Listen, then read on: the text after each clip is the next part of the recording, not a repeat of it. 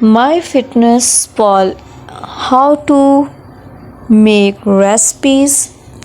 Firstly, you have to install it from your Play Store. Sign up by adding your age, weight, and the height.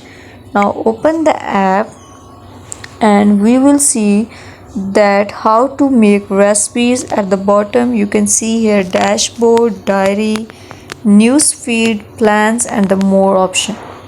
You have to click on the more options. Now you have to scroll this bar and you can see here recipes, meals, and the foods. Click on it. Now you can make your recipes. Click on create a recipe, enter ingredients manually. In this way, write the name of the recipe and you can import your ingredients from other app. Click on the next icon and save it. In this way, then how to make recipe in Myfitnesspal app. That was all. Just make sure watch the complete video and follow each step carefully to avoid forgetting anything and making mistake.